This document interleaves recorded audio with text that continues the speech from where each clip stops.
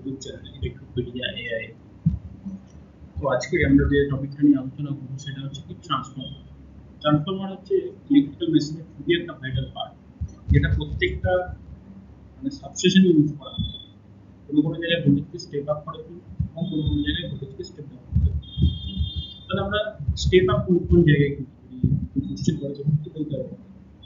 আর step up আমরা সেই জায়গায় করি যেখানে আমরা জেনারেশন করি, মানে অ্যাকচুয়ালি বলতে গেলে জেনারেটিং সাবস্টেশন আমরা স্টেপ আপ ট্রান্সফর্মার ইউজ করি। আর নর্মালি ট্রান্সমিশন এবং ডিস্ট্রিবিউশন সাবস্টেশন যেগুলো থাকে সেখানে আমরা ইউজ করে থাকি কি, সেখানে আমরা ইউজ করে থাকি স্টেপ ডাউন ট্রান্সফর্মার। ওকে,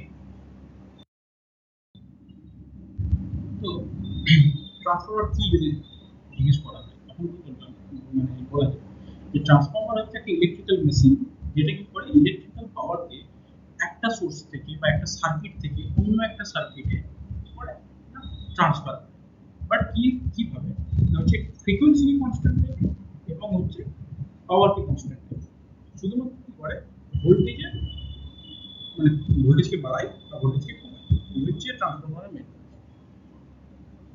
এবং ট্রান্সফরমার কি করে না, Faraday's law of electromagnetic induction এর উপর বেস করে হচ্ছে আমাদের ট্রান্সফরমার কাজ করে। মানে অ্যাকচুয়ালি যেটা বলছে যে আমাদের এসি কারেন্ট কি হয়, এসি কারেন্টের জন্য কি ফ্লাক্সের চেঞ্জ হয় এবং সেই ফ্লাক্সের চেঞ্জের জন্য যে ইএমএফ জেনারেশন হয় তার উপর ভিত্তি করে একটি ট্রান্সফরমার কাজ করে। তো আমাদের কি রয়েছে প্রয়োজনীয়তা, আগেই বললাম যে আমাদের ইলেকট্রিক্যাল পাওয়ার যেখানে জেনারেট হয় সেখানে কি হয় না 11 কেভিতে নরমালি জেনারেট হয়। তো ইকোনমিক্যাল রিজনের জন্য এসি পাওয়ার কি করে ট্রান্সমিট করা হয় কি ভেরি হাই ভোল্টেজে 220 400 কেভি বা 132 কেভি ইউজ করা হয়, ঠিক আছে। লং ডিসটেন্সের জন্য আমরা হাই ভোল্টেজে ট্রান্সমিশন করি। সেই জন্য কি করা হয় আমাদের স্টেপ আপ করা হয় মানে ট্রান্সফরমারের থ্রু হচ্ছে ভোল্টেজ জেনারেটিং স্টেশন। এটা আমি বলেছিলাম যেহেতু আগে,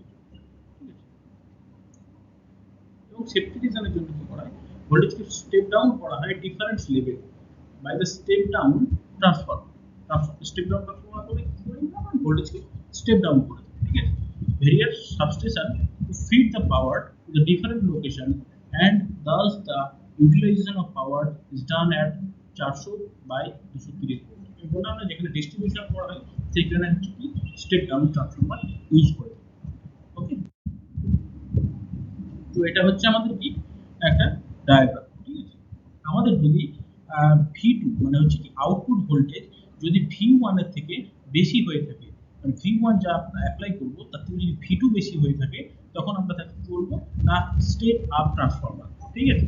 আর যদি কোনো কারণে V2 যদি আমাদের কি হয় না কম হয়ে থাকে আমাদের ইনপুট ভোল্টেজ বা V1 এর থেকে, তখন আমরা সেটাকে কি বলে থাকবো না স্টেপ ডাউন ট্রান্সফরমার। ওকে,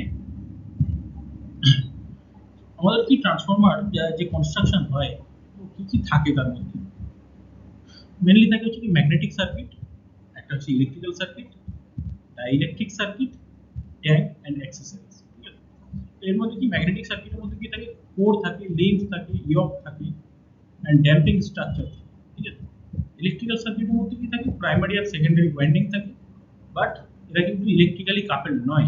এখানে একটা বড় ব্যাপার যেটা হচ্ছে কি প্রাইমারি আর সেকেন্ডারি নরমালি ইলেকট্রিক্যালি কাপেলড থাকে না, ঠিক আছে, ম্যাগনেটিক্যালি কাপেলড থাকে মানে নরমাল ট্রান্সফরমারে, ঠিক আছে। ডাইইলেকট্রিক সার্কিট কি consisting of insulator মানে insulation and different forms of used at different places। আচ্ছা, মানে অ্যাকচুয়ালি কি ইনসুলেশন যেটা থাকে তার ডাইইলেকট্রিক সার্কিট মানে সেটা হচ্ছে ডাইইলেকট্রিক সার্কিটের মধ্যে পড়ে। ট্যাঙ্ক এন্ড অ্যাক্সেসরিজের মধ্যে কি থাকে কনজারভেটর ট্যাঙ্ক থাকে, কনজারভেটর ট্যাঙ্ক ব্রেকার বুশিং থাকে এবং কুলিং টিউব এটসেট্রা থাকে। কনজারভেটরের কাজ কি, কনজারভেটরের কাজ হচ্ছে নরমালি আমাদের যেটা ট্রান্সফরমারের উপরে দেখা যায় যখন আমাদের ওয়্যার এক্সপানশন হয়ে যায়, তো এক্সপান্ড হওয়ার ফলে যে অয়েলটা এক্সেস অয়েলটা সেটা হচ্ছে উপরের দিকে উঠে যায়। তো যে ট্যাঙ্কটা আমরা তার জন্য ইউজ করে থাকি সেটাকে বলে কি কনজারভেটর ট্যাঙ্ক, ঠিক আছে। ব্রেকার কি, যখন অয়েল হচ্ছে ঠান্ডা হয়ে যায় তখন কি কম্প্যাকশন হয়ে যায়, তো তার জন্য কি বাইরে থেকে এয়ারকে ইনটেক করে, সেই ইনটেক এয়ারের মধ্যে যাতে কোনো ময়েশ্চার না থাকে তো তার জন্য আমরা ইউজ করি, মানে সেই ময়েশ্চারটাকে রিমুভ করার জন্য আমরা ইউজ করি হচ্ছে ব্রেকার। ব্রেকারের মধ্যে কি থাকে সিলিকা জেল থাকে। ওকে, আর বুশিং বুশিং হচ্ছে নরমালি আমরা আউটপুট বা ইনপুট যেটা থ্রু নিই তার মধ্যে একটা ইনসুলেটর থাকে এবং মাঝখানে একটা লিড থাকে, সেই সেটআপটাকে বলে কি না বুশিং। কুলিং টিউব কি, কুলিং টিউব হচ্ছে আমাদের যে রেডিয়েটর থাকে, রেডিয়েটরকে আমরা, এবং রেডিয়েটর এবং ট্রান্সফরমার মেন ট্যাঙ্কের মধ্যে যে কানেক্টিং টিউব থাকে সেগুলোকে আমরা বলি কুলিং টিউব। আমরা রেডিয়েটরকে কুলিং টিউব